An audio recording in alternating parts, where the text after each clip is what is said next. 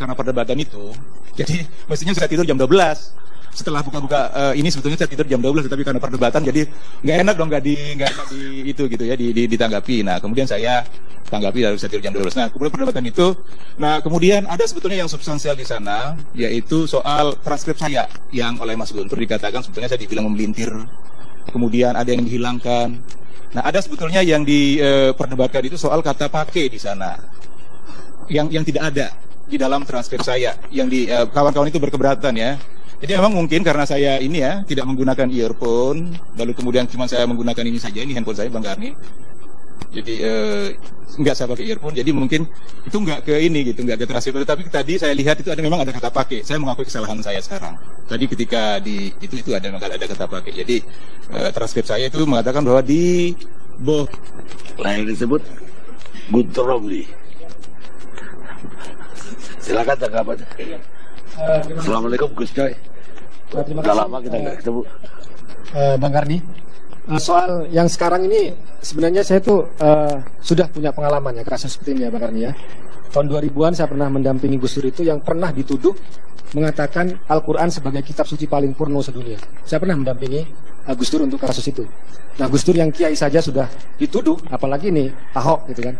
Nah, kalau saya membaca kasus ini dan mengikuti bahwa ini bukan soal penistaan agama, tapi soal pemelintiran kata-kata, ya. Soal kata-kata yang dihilangkan. Tadi Saudara Buniani sudah mengakui ada kata yang sangat penting itu sengaja dia hilangkan, ya. Jadi kalau kita kembali kepada pernyataan juga Pak Ahok, itu kan hari Selasa tanggal 27 September di Kepulauan Seribu, ya. Ada berita di Kompas, Ahok bahagia panen ikan kerapu. Juga Ahok bilang bahwa jangan pilih saya. Itu media massa pada waktu tanggal 27 September. Nah, tiba-tiba ya 9 hari setelah kasus itu, dan video itu juga memang diupload oleh Pemprov di YouTube dan tidak ada masalah. Pada tanggal 6 Oktober ya, Saudara Buniani mengupload video yang hanya 30 detik ya, dengan menyebutkan penistaan terhadap agama, tanda tanya, Bapak Ibu dalam kurung pemilih Muslim dibohongi surat Al-Maidah 51 dan masuk neraka juga Bapak Ibu dibodohi. Jadi ini transkrip yang ditulis oleh Saudara Buniani ya. Dan waktu itu pada hari Kamis ya mulai rame Bang Karni. Mulai rame di YouTube ada video Ahok mengatakan Al-Maidah berbohong dan sebagainya ya. Kemudian setelah dilacak ya, memang status Saudara Buniani itu sudah di-share ribuan. Ya, pada tanggal 6 Oktober itu. Kemudian juga sudah ditonton ratusan ribu ya di Facebooknya itu. Ya, di Facebooknya. Kemudian ya, setelah itu saya coba protes. Coba deh kamu klarifikasi, kamu dengerin lagi, ada nggak kata yang dihilangkan?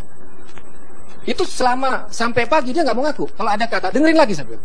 Kalau kamu udah salah, kamu tolong itu klarifikasi. Karena itu dampaknya sudah luar biasa ya. Sudah ada soal tuduhan dan fitnah dan macam-macam. Nah itu, dan cuma saya baru sekarang Saudara Buniani mengakui bahwa ada kata yang dia hapus ya.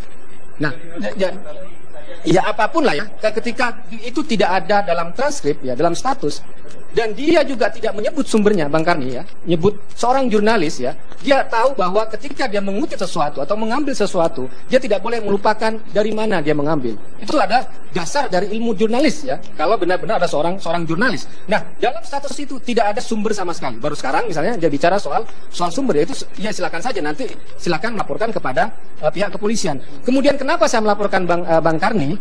Karena ada dua yang saya lihat. Pertama, Saudara Buniani adalah yang kita sebut sebagai hatersnya Pak Ahok ya, dan pendukungnya Pak Anies dan Pak Sandi. Kalau kita membaca dari Facebook ya, Facebooknya ada pernyataan-pernyataan yang mendukung. Bahkan pada tanggal 5 Agustus kita baca status Twitternya, kalau memandang wajahnya Bu Risma teduh, kalau memandang wajahnya Pak Ahok pengen lempar jumroh, maksudnya mau lempar batu. Jadi kalau saya mau baca ya status beliau baik di Facebook ataupun di Twitter itu sangat violent, sangat berbahasa kekerasan. Makanya saya bilang bahwa ini ada kesengajaan ketika dia membuat transkrip yang salah ya dan menghilangkan kata pakai itu, berarti sudah saya menganggap bahwa ini tidak hanya tidak sengaja atau hanya iseng, tapi sudah ada kesengajaan sebagai dia orang yang tweet-tweetnya itu dan juga status Facebooknya menyatakan kekerasan dan kebencian kepada Pak Ahok dan juga menyatakan dukungan kepada salah satu calon.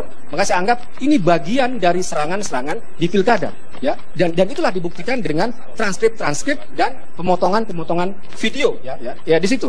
Kemudian kalau kembali ke soal persoalan misalnya, apa benar sih kayak Pak Ahok itu punya niat jahat kepada orang Islam?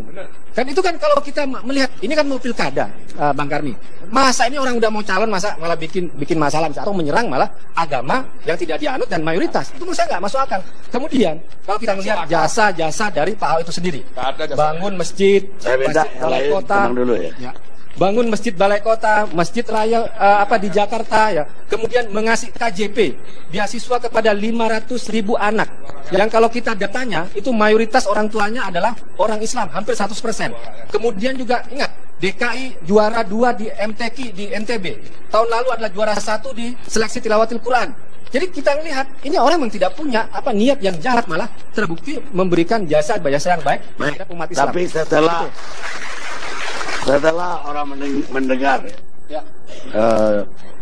video yang asli, yang resmi dari Pemda, sebagai besar umat Islam tetap aja tersinggung dengan yang asli itu.